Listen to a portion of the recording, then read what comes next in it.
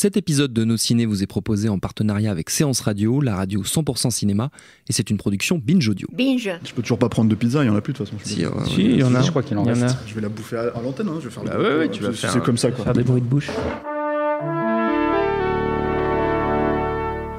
Bonjour. C'est moi Orson Welles. J'aime pas trop les voleurs et les fils de pute. Salut, c'est Nos Ciné, votre rendez-vous avec le cinéma qui souvent vous a entretenu de son goût prononcé pour le cinoche qu'on fabrique tout à l'est de notre belle planète, celui que régulièrement les pays asiatiques nous donnent à voir avec une vigueur sans cesse renouvelée. C'est notamment vrai pour tout ce qui concerne la Corée du Sud, l'un des plus passionnants viviers en la matière.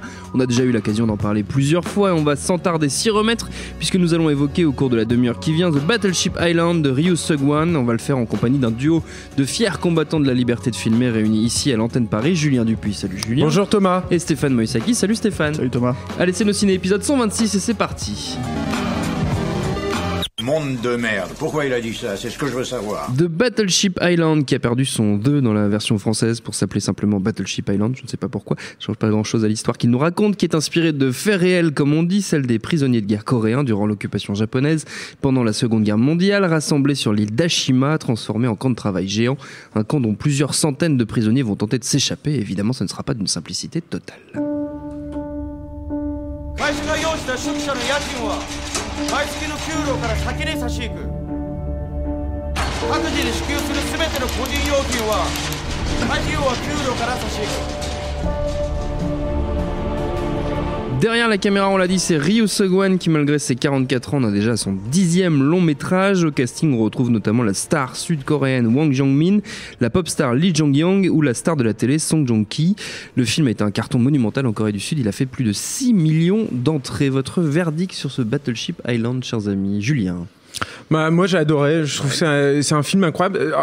C'est compliqué parce qu'il y a tellement, c'est un film qui est plein en fait, qui est ultra dense, qui tente des tonnes et des tonnes de choses au cours de son métrage. Je crois que c'est assez long, hein, c'est un peu plus de 2 heures. Il me semble que c'est ça. Corrigera, ouais. 2h20, 2h15. Ouais, 2h15. Du coup, c'est un peu difficile de savoir par où commencer en fait, par où prendre en fait le film.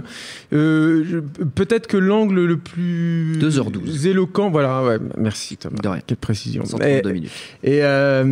Aussi. Et peut-être que l'angle le plus étonnant, c'est que c'est un épisode que j'imagine, alors moi je suis pas un spécialiste de l'histoire coréenne pendant la Seconde Guerre mondiale, mais enfin, j'imagine que c'est quand même un épisode qui a un trauma. En plus, c'est un. Alors apparemment, ça a été un peu caché par le gouvernement japonais qui, à ma connaissance, n'a toujours pas vraiment reconnu en fait les faits. Non, même s'il y a eu du coup des projections d'organiser du film là-bas, au Japon, ouais, ce qui était un petit peu un événement au Japon, parce que beaucoup de gens ont découvert l'histoire de ces camps à cette occasion. Mais ce que j'aime énormément en fait, c'est que c'est compliqué en fait d'aborder un truc pareil. C'est surtout c'est tellement lourd, c'est tellement noir, c'est tellement désespéré. Et peut-être la première chose qui me frappe moi et qui m'enthousiasme, c'est que malgré ça, le film ne s'excuse jamais de faire du cinéma. Ne s'excuse jamais d'être un vrai grand spectacle, ne s'excuse jamais d'être super drôle par moment, de parfois aller dans la caricature. Alors pour moi ça a du sens d'ailleurs quand il va dans la caricature, mais je m'en expliquerai plus tard. Et du coup il y a quelque chose de vivifiant, c'est-à-dire que on voit à longueur de journée en tant que journaliste surtout beaucoup de productions occidentales, hein, puisque c'est quand même la très très large majorité de ce qui sort en salle ou en Blu-ray ou en e-cinéma. Et voir ça en fait c'est un vent de fraîcheur en fait, alors que parallèlement Hollywood est pétri de peur et n'ose rien en fait, n'ose plus rien faire quoi. Donc ça déjà pour moi c'est la première chose. L'autre chose qui me frappe énormément dans le film, et qui est lié donc à cette audace, c'est que c'est un film qui te force tout le temps à être sur le qui-vive. C'est-à-dire que dès que tu es dans une zone de confort où tu te dis ah oui, alors là je suis plus dans le mélo très lourd, et moi je trouve d'ailleurs très efficace, il va te désamorcer ça, et puis tu vas aller plus vers une espèce de film de guerre, on va dire à tendance blockbuster, enfin avec beaucoup de choses qui explosent, quelque chose de très satisfaisant au niveau du spectacle. Et puis paf, il va te casser ça et puis il va te faire un discours un peu plus, disons, politisé sur les différentes forces en présence et qui sont en train de lutter en fait à l'intérieur de cette île. Et je trouve ça super intéressant en fait de te contraindre comme ça, à te remettre en question, à te reposer des questions aussi sur ton attitude vis-à-vis des personnages. Ce qui me conduit enfin à la dernière partie en fait de ma défense en fait sur le film, qui est que la dernière chose moi qui me touche beaucoup dans un film comme Battleship Island et j'ai l'impression qu'il y a quand même quelque chose qui est pas forcément neuf, mais en tout cas qui s'est accentué ces dernières années. C'est que c'est un film aussi sur la chute des idéologies. Moi, je suis toujours très touché. Je me rappelle, c'était dans Les Fils de l'Homme que ça m'avait frappé la première fois. J'aime beaucoup en fait ces films où on te remet dos à dos tout ce qui est idéologue. C'est-à-dire que on te met en place des personnages où ils vont devoir un moment choisir entre basiquement leur idéologie et leur humanité. Et ce que j'aime beaucoup moi dans Battleship Island, c'est que finalement le film, alors je vais pas spoiler ou quoi que ce soit, mais enfin j'espère que je le fais pas, mais finalement le film va rejeter en fait tout ça et te montrer que ce qui compte en fait c'est l'humanité intime quelque part. Et en l'occurrence, un personnage central, parce que ça reste quand même un film assez choral dans sa structure. C'est pas vraiment un film choral, mais c'est quand même relativement difficile de sortir un seul personnage, par exemple, dans Battleship Island. Mais donc il y a un personnage de père qui est un musicien, donc un artiste avec sa petite fille, et qui au final qui vient qui est mu par un pur instinct de survie en fait pour lui et pour sa fille, et finalement tu te ranges en fait à ses côtés. Parce que finalement, le cœur même de l'humanité et de la valeur en fait de l'être humain réside en fait ici. Moi, dans ce mouvement-là, je vois en fait dans Battleship Island une très belle fable anarchiste en fait, dans tout ce que l'anarchie peut avoir de beau et d'exaltant en fait. Et ça fait partie du côté vivifiant, c'est-à-dire que je ne vois pas un seul film américain capable aujourd'hui de faire comme ça. Enfin, en tout cas, bon, sinon ça reste des exceptions et des chefs, ça peut arriver évidemment quoi. Mais c'est étonnant parce que ça reste quand même une super production coréenne, interprétée par des gens extrêmement connus. Ça a coûté une fortune. Je crois que c'est peut-être le plus gros décor construit en Corée du Sud pour un film. Enfin, je sais que le film a battu tous les records. Donc donc c'est un truc monumental quoi. Et c'est formidable quand même de pouvoir voir ça. Voilà. Stéphane, toi tu es moins enthousiaste. Mais carrément moins, parce que c'est même étonnant parce que j'écoute Julien parler et je pense qu'il a raison. Tout ça c'est dans le film aussi. Et c'est vrai que c'est un film assez spectaculaire, pas seulement en fait effectivement une bataille finale assez énorme, mais aussi dans la reconstitution en fait, dans le sens du détail, ce genre de choses quoi. Après moi le problème que j'ai, c'est que justement je trouve pas que ce soit un film en fait c'est un film où je me demandais vraiment où le film voulait en venir en dehors de sa de l'aspect historique, on va dire entre guillemets du film quoi. Et notamment, enfin un des trucs que je dirais je sais pas si je vais me faire comprendre, c'est un des films violents, parce que c'est violent vraiment, c'est les moins violents que j'ai pu voir ces dernières années. C'est-à-dire je suis resté littéralement extérieur à la violence du film, et j'ai l'impression que c'est parce que en fait justement la façon dont le film est mis en scène, à proprement parler, là je parle vraiment des mouvements de caméra, ce genre de choses, etc., etc. L'opulence en fait du film dessert ces moments en fait de violence, intimité, je trouve. Et il y a pareil, enfin, je vais te donner un exemple précis peut-être. Il y a un personnage qui se fait torturer à la Gégène. Et là, d'un seul coup, tu as 3 mouvements de caméra sur le truc, et tu vois, tu t'attardes jamais sur le moment de la souffrance du mec. La scène est extrêmement courte en soi, dans l'absolu, mais elle est symptomatique en fait cette façon d'aborder le film est symptomatique pour moi enfin cette scène est symptomatique de la façon dont la violence est abordée dans le film, je trouve. C'est-à-dire vraiment de façon presque extérieure, parce qu'il y a beaucoup. Si tu fais vraiment le décompte de toutes les atrocités que les personnages subissent, si c'était vraiment si ça t'attrapait vraiment par le callback pour te montrer ça, ça serait un film horrible à regarder quoi. Et voilà. Donc après moi je peux pas, encore une fois je peux pas enlever le sens du spectacle que le film propose, ce genre de choses.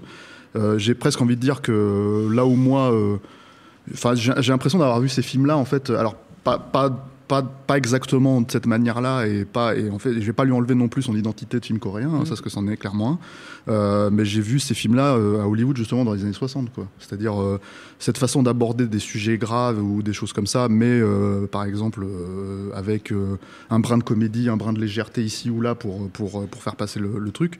T'as ça dans La Grande Évasion, t'as ça dans plein de films. Mais pas avec cette radicalité-là. Si on parle de violence, il y a aussi, par exemple, les morts d'enfants qui sont envoyés dans la mine. Personnellement, moi, ça m'a ultra bouleversé. Mais c'est tout le problème que j'ai avec le film, c'est que je trouve qu'il est pas radical du tout, justement. C'est-à-dire qu'il est radical sur le papier, pas à l'écran. C'est-à-dire que le film commence littéralement par une scène d'évasion. On voit pas, c'est pas un énorme spoil. L'idée, c'est de te présenter l'île sur laquelle ça se passe.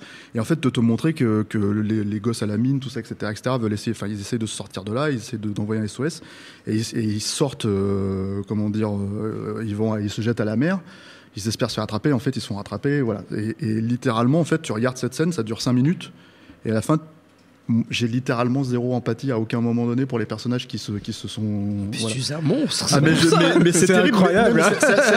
C'est assez terrible de sortir. Mais c'est terrible en fait de sortir. Je comprends par exemple quand tu parles parce que c'est ce qui a le plus réussi finalement, je trouve dans le film, la relation entre le père et sa fille, dans plein de petites scénettes comme ça.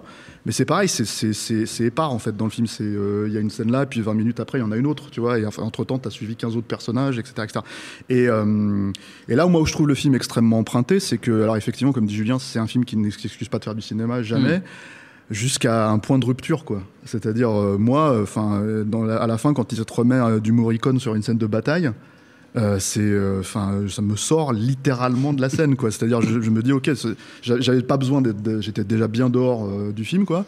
Mais là, j'étais en train de me dire, d'accord, ok, il te met, c'est Ecstasy of Gold, du bon, la brute, voilà, et puis d'autres ont récupéré comme Metallica, Tarantino, ouais, mais j'allais dire au cinéma, comme Tarantino, etc., et je trouve que c'est dans une logique un peu dans la logique un peu fourre-tout pour moi du film, c'est-à-dire après, et le problème que j'ai, ce que je trouve terrible en fait c'est un problème que j'ai de manière assez globale avec le cinéma coréen, même si je peux pas faire une généralité vraiment, hein, mais le truc c'est varié que comme cinéma coréen. C'est varié, mais en même temps en fait c'est une question d'approche, c'est-à-dire que à part 3-4 grands cinéastes, grands noms qui sortent vraiment du lot et qui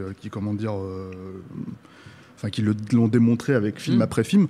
La plupart des films coréens que je vois, en fait, mais j'en vois pas tant que ça non plus, hein, donc voilà, c'est des films que j'ai tendance à oublier très très vite en fait. Et même des films, par exemple, les premiers films de Park Chan-wook comme JSA, je serais incapable de te dire, à part que je sais que ça se passe sur la frontière, etc., je serais incapable de te dire de raconter une seule scène du film, parce que c'est des films qui me sortent littéralement de la tête. Et je trouve qu'il y a une espèce de distance, et que j'ai retrouvé ici, là, en l'occurrence, avec ce film-là. Où effectivement, encore une fois, dans tout ce qu'a dit Julien, c'est vrai, c'est ça. Il te décrit pas un film que tu vois pas à l'écran, mais pour moi, il m'a décrit un film que je ne ressens pas du tout de cette manière-là, quoi. Et ouais, j'aurais aimé le ressentir pour le coup de la façon dont il le ressent, quoi. T'es jaloux un peu de ce qu'a vécu Julien. Juste pour rebondir, moi, sur l'horreur et puis le côté oppressant aussi, il y a un autre truc dont j'ai pas parlé, moi, qui me semble super intéressant et qui renvoie justement à cette espèce de questionnement en fait, des idéologues, on va dire ça comme ça, des gens qui luttent pour une nation, pour une idée, bref, des guerriers, quoi. Voilà, je vous renvoie à Mourir pour des idées de Brassens, ça aurait presque pu être Marocco. Mais il y a un truc qui est super intéressant, qui fait vraiment partie, et qui est pour le coup, je trouve, traité peut-être pas avec beaucoup de finesse, c'est pas un film forcément très fin d'ailleurs, mais qui en tout cas dans son approche et dans ses enjeux, je trouve que c'est assez fin, qui est en fait le mode de fonctionnement des Japonais, qui est extrêmement pernicieux, puisque les prisonniers ne sont pas considérés comme étant des prisonniers. Ils sont considérés comme étant des travailleurs qui œuvrent pour un patron, qui se trouve être des prisonniers, mais ils ont un salaire et ils ont des droits. Il y a du coup tout un parallèle en plus avec les syndicalistes, avec cette espèce il y a un personnage qui est censé représenter ce que le peuple veut, par exemple. Et je trouve que c'est excellent en fait dans le film, ça. On en a tous vu pas mal, hein, des films de POW, là, les films de prisonniers de guerre, les Stalag 13 et tout. Et je crois pas avoir vu ça en fait, ce mode de fonctionnement très très malin, qui vient peut-être des faits réels, je ne sais pas. Mais voilà, je trouve que c'était une autre qualité, enfin en tout cas un autre mécanisme que je trouve extrêmement intéressant dans le film. Voilà. Ça n'aura pas convaincu Stéphane. Non, je sens. Non, mais moi j'ai vu le film. C'est pour alors, ça. je précise un truc et je ne fais absolument pas référence d'ailleurs à Steph en disant ça, mais malheureusement, je devrais peut-être pas le dire, mais il existe une copie pirate du film sur le net. Et c'est triste en fait, parce que déjà c'est compliqué en fait, je pense, pour un distributeur comme Metropolitan en fait de sortir ça sur grand écran aujourd'hui. C'est malheureusement aujourd'hui ce genre de film, c'est de sortir directement au cinéma ou en Blu-ray. Et c'est vraiment un film à voir au cinéma, quoi. Oui. Mais vraiment quoi, c'est préciser un truc, il existe un Blu-ray. C'est un Blu-ray, c'est pas une copie pirate. C'est le film sorti il y a 8 mois. Oui, enfin bon, il n'empêche quoi. C'est pas la même chose que de voir un film chez soi et de voir un film en salle. Enfin, ça c'est de la palissade, mais voilà, je précise ça pour les auditeurs. Je vous invite vraiment à soutenir le film en salle si vous avez envie de lui donner sa chance. En tout cas, vous jugerez sur pièce. Avant de se quitter, messieurs, on va pas perdre nos bonnes habitudes. On va faire notre habituel tournée de recommandations pour nos auditeurs. On peut rester dans l'univers du film de prisonnier, le POW, comme tu disais, Julien, mais c'est pas obligé. Stéphane, tiens, tu vas commencer. Il y a quelques semaines de ça, on a fait une émission sur le 15-17 à Paris, pour Paris, c'est ça, de Clint Eastwood, et on a dit du mal de Clint Eastwood, et ça va pas, en fait, il faut que je rétablisse la balance parce que je ne dors plus la nuit. Donc il faut que je vais faire une reco sur Clint Eastwood à chaque émission jusqu'à l'année prochaine, jusqu'au prochain film de Clint. Bon, là, il y a un minimum de rapport. Je dis bien un minimum parce que c'est, comment dire, un film aussi d'évasion, même si l'évasion arrive très tardivement dans Battleship Island, sur une île. Donc évidemment, et puis Clint Eastwood, Ecstasy of Gold, La Brute et le Truand, tout ça, etc. Bref, voilà, je me comprends. Il n'y a pas de coréen dans le film que dans ta reco, Stéphane. Écoute, je suis sûr qu'il y a un prisonnier coréen au fond, tu vois, dans une des cellules, il n'était pas au courant. Et c'est L'évadé d'Alcatraz de Don Siegel, qui fait partie des films de Don Siegel qui sont pas forcément les plus appréciés à leur juste valeur. C'est pas évidemment c'est pas Body Snatchers, c'est l'un des classiques, c'est pas Inspector Harry non plus aux yeux des gens. Mais ça reste quand même un film, moi je trouve extrêmement bien documenté sur le sujet, parce que c'est tiré d'une histoire vraie, d'un type qui s'est évadé, Frank Morris, qui s'est évadé d'Alcatraz, qui est interprété par Clint Eastwood là, et qui est tourné en conditions à Alcatraz après que la prison était fermée, qu'elle a été vidée, voilà, et qui moi je trouve est une efficacité assez redoutable. Voilà. Donc avec des choix en plus dramaturgiques super culottés, notamment sur la fin qu'on ne révélera pas, et sur la caractérisation du personnage d'Eastwood. T'as vu, il valide comment il valide. C'est super. Non mais attends, c'est un bien meilleur film que Battleship. Non, pas du tout. Je savais que ça allait arriver. Moi je vais faire une reco qui est très éloignée, enfin très éloignée, pas trop, mais en fait moi quand on parle de cinéma sud-coréen, je pense à Memories of Murder, et alors donc là moi je pense que je suis pas le seul, on attend beaucoup l'édition spéciale que prépare l'Arabia de Memories of Murder. On sait qu'ils ont fait un gros doc, il y a des gens qui sont allés en Corée du Sud pour interviewer toute l'équipe du film, donc j'attends ça très fortement. Et pour patienter, l'Arabia vient de sortir un film tout à fait étonnant que je vous conseille très chaudement. Alors c'est pas du tout un film de guerre, c'est un peu un film de guerre, mais en tout cas ça n'a rien à voir avec la prison, tout ça. C'est un film qui s'appelle Hutu de Geoff Murphy.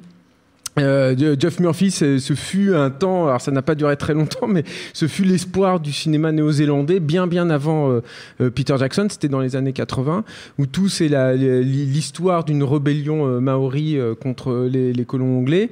C'est un film tout à fait étonnant, tout à fait particulier. C'est à la fois une espèce de western, c'est en même temps un film de guerre, mais il y a un côté extrêmement trivial et bourrin aussi dans le film, parce que d'ailleurs comme leurs voisins les Australiens, il y a un type de filmage en fait, je trouve, dans ces pays des antipodes, avec des focales toujours très courtes, beaucoup de mouvements de steadicam, une mise en scène extrêmement frontale.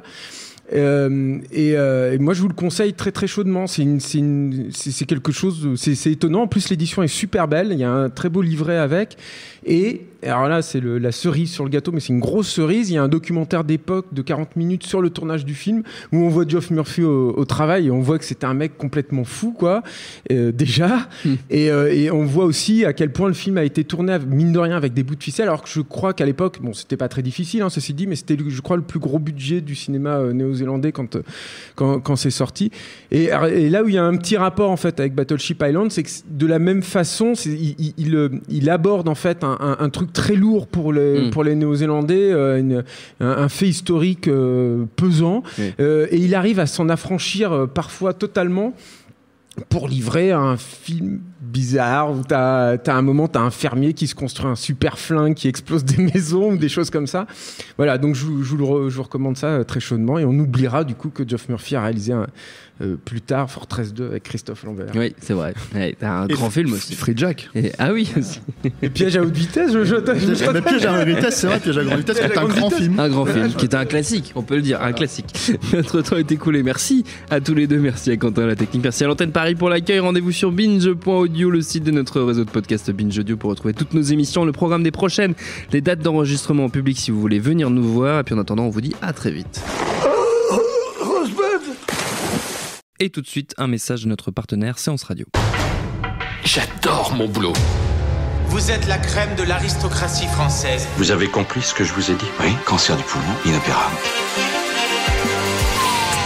Next épisode, c'est le nouveau rendez-vous 100% série de Séance Radio avec Charline Roux et son équipe. On ferait mieux de rebrousser de main, les gars. J'ai fait du mal. J'ai compromis des missions. Des policiers français, on peut les acheter, pas les tuer. Next épisode, le mardi à 19h sur Séance Radio, est disponible sur toutes les applications podcast.